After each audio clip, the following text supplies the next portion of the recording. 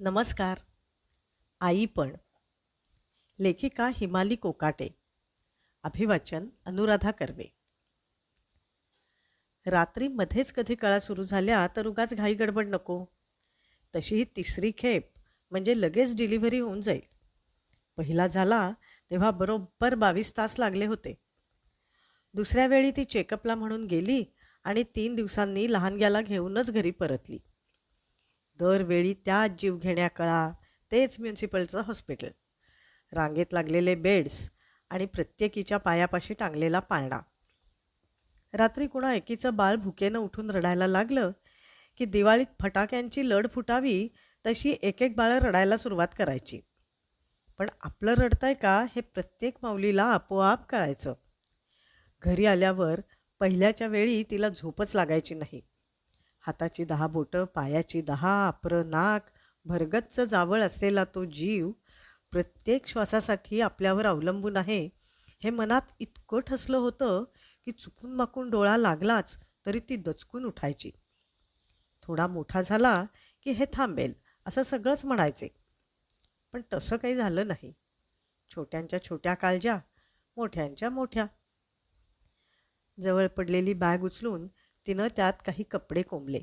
तेलाची बाटली, पॉन्ड्सचा डबा, कोलगेटची संपत आलेली ट्यूब, टोकाशी पिंजलेला ब्रश, कंगवा आणि एक छोटा आरसा. झाली तयारी. यातलं काहीच आणू नकोस असं तिला सांगितलं होतं, पण असावं सोबत म्हणून घेतलं होतं. खऱ्या सोन्याच्या डवल्या असलेलं मंगळसूत्र तिनं कपाटात नीट ठेवलं. एक रस्त्यावरून आणलेलं खोटं घातलं. पेंगुळलेल्या दोन्ही पोरांच्या हातातोंडावरून मायेनं हात फिरवला.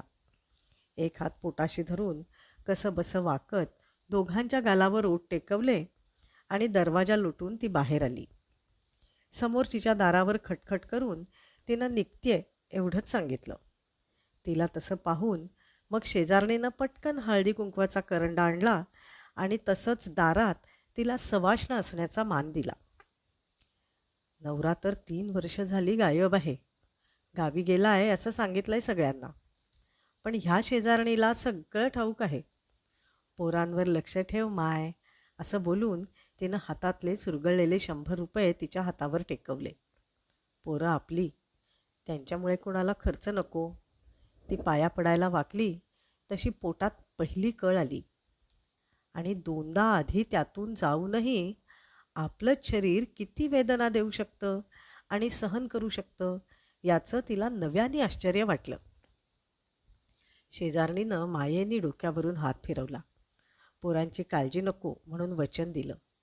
तिथं काही बरं वाईट झालं, जीवच गेला तर यांचं काय, हा प्रश्न तिनं तसाच मनातल्या मनात मागे परतवला.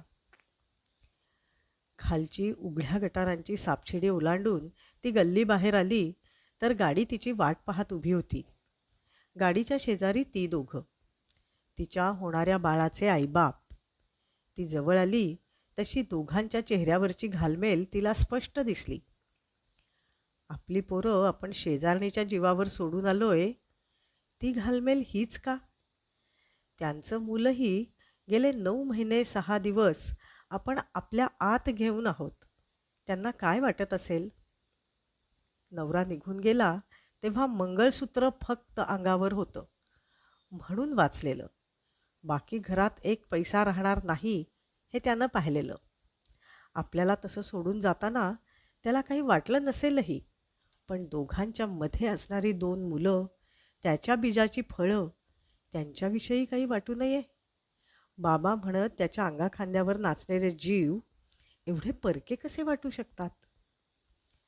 तिच्या पोटात अजून एक जोरदार कळ आली तसा तिचा चेहरा आकरसला. त्याचवेळी शेजारी बसलेल्या मॅडमनं तिचा हात हातात घेतला. ड्राईव्ह स्लो प्लीज असं पुढे बसलेल्या नवऱ्याला ती बोलली तसं त्यानं चमकूनच एक क्षण मागे बघितलं. तेव्हा त्याच्या चेहऱ्यावर दिसलेली काळजी आपल्या नवऱ्याला त्याच्या स्वतःच्या मुलांसाठी वाटली नसेल का? तिच्या डोळ्यात पाणी आलं तसं मॅडमनी आपल्या पर्समधून घडीचा पांढरा शुभ्र गुलाबी फुलांच्या नक्षीचा रुमाल काढला आणि तिचे डोळे पुसले. ह्या कळा ह्या मॅडमनं कधीच अनुभवलेल्या नाहीत, यापुढेही अनुभवणार नाही. पण अशा वेळी बाई असणं पुरेसं असतं बहुतेक. दर महिन्याला न चुकता येणाऱ्या कळा आणि त्याहून कित्येक पटींनी मोठ्या प्रसूतीच्या कळा. पण उगमस्थान शेवटी एकच ना. मॅडमनी गिळलेला आवंढा तिला दिसला आणि तीच हसली. मी बरी आहे हे व्हायचंच म्हणून मागे कलंडली. 4-5 ठिकाणची धुणीभांडी करत ती कसे बसे दिवस काढत होती. त्यातलंच एक घर या दोघांचं. दोघं 2 खोल्यात आपापल्या कामात बिझी असत, पण जेव्हा एकत्र असत त्यांचं एक असणं तिला भावून जाई. ती किचनमध्ये असताना मॅडम सरांसाठी वेगळं काही बनवी तेव्हा त्यांच्या चेहऱ्यावरचं प्रेम अगदी नव्या नव्हाळीच्या दिवसातलं वाटे. त्यांची बेडरूम त्यांच्या फोटोंनी आणि पुस्तकांनी भरलेली होती. सर अधूनमधून मॅडमची फिरकी घेत तेव्हा त्यांचं खळखळून हसणं, नको बाई, उगाच नजर लागायला उगाच नजर लागायला नको असंच तिला वाटे. पण नजर लागलेलीच होती आधीच. कधीमधी ती तिच्या लहानग्याला सोबत आणायची तेव्हा हातातलं काम सोडून त्याच्याबरोबर गप्पा मारणाऱ्या मॅडमच्या चेहऱ्यावर आईपणाची हाव दिसली की तिच्या पोटात गलबले. 1-2 वर्ष अशीच गेली. मुलं मोठी होत राहिली आणि गरजा वाढत गेल्या. मध्येच मॅडमनी 2 आठवडे येऊ नको सांगितलं. तेव्हा तिला काळजी वाटली. त्यांची नाही, स्वतःची. पैशापुढे जगातलं प्रत्येक दुःख कमी असतं ही तिची समजूत. त्यामुळे पैसेवाल्यांची काय काळजी करायची. 2 आठवड्यांचा पगार कमी असेल तर खर्च कसे भागवायचे. पण मॅडमना अबोल असणाऱ्या तिचा बोलका चेहरा वाचता यायचा. त्यांनी तिच्या हातावर ॲडव्हान्स आणून ठेवला. तेव्हा त्यांचा स्वतःचा बांध कोसळून त्या तिच्यासमोरच रडल्या. अवघडलेल्या तिला काय बोलायचं काय करायचं कळलंच नाही. हुंदक्यातून जमा केलेल्या शब्दांनी एवढंच कळलं की मॅडमना आता मूल होणं शक्य नाही. लग्न झालं म्हणून मुलं व्हावीत ह्या साध्या सोप्या व्यवहारातून आपल्याला 1 नव्हे तर 2 मुलं व्हावीत.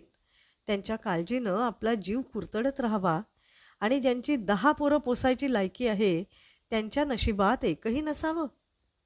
व्यवहार आणि मायेची लढाई आपण रोज लढावी. अगदी का केलं लग्न, ते का पोरं जन्माला घातली असा पश्चात्ताप आपण करावा आणि जे दान सहज आपल्या ओटीत पडलं त्यासाठी एखादीनं आयुष्यभर उपाशी राहावं असं का. पुढे कित्येक महिने गेले. मॅडमच्या चेहऱ्यावरचं तेज मावळायला लागलं. सरही गप्पच असायचे.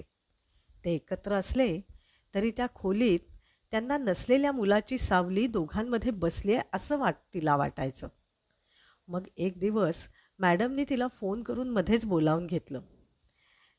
ते टेस्ट ट्यूब बेबी करणार होते, पण त्यांना तो गर्भ पोसायला एक गर्भाशय हवं होतं.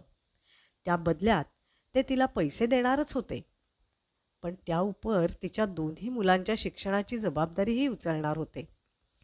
तिला हे सांगताना मॅडमच्या डोळ्यांना लागलेली संततधार तिच्या कोरड्या मनाला ओलावून गेली बहुतेक. किती शिव्या घातल्या तरी रात्री 2ही पोरांना पोटाशी कवटाळून झोपताना तिला जे वाटतं ते आई बनण्याची इच्छा असणाऱ्या प्रत्येक स्त्रीला एकदा तरी अनुभवता यावंच. मॅडमसारख्या मुळातच मायाळूबाईला तर नक्कीच तिच्या मुलांच्याही भविष्याचा मार्ग सुकर झाला असता. तसंही आपलं मूल आणि इतरांचं. पुढे कित्येक महिने गेले. मॅडमच्या चेहऱ्यावरचं तेज मावळायला लागलं. सरही गप्पच असायचे. ते एकत्र असले तरी त्या खोलीत त्यांना नसलेल्या मुलाची सावली दोघांमध्ये बसली आहे असं तिला वाटायचं. मग एक दिवस मॅडमने तिला फोन करून मध्येच बोलावून घेतलं. ते टेस्ट ट्यूब बेबी करणार होते, पण त्यांना तो गर्भ पोसायला एक गर्भाशय हवं होतं. त्या बदल्यात ते तिला पैसे देणार होतेच, पण त्या उपर तिच्या 2ही मुलांच्या शिक्षणाची जबाबदारीही उचलणार होते. तिला हे सांगताना मॅडमच्या डोळ्यांना लागलेली संततधार तिच्या कोरड्या मनाला ओलावून गेली बहुतेक.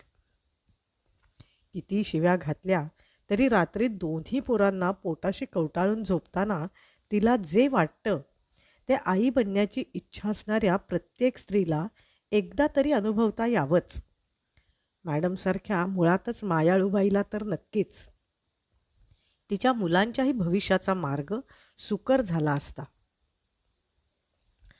तसंही आपलं मूल आणि इतरांचं, ते पोटात असताना काय फरक जाणवेल? शरीरसुखाच्या कुठल्या क्षणी आपण आई बनलोय हे स्त्रीला कळतं असं म्हणतात. तिला जोपर्यंत उलट्यांनी हैराण केलं नाही तोपर्यंत अंदाज नव्हता. आताही तसंच काही.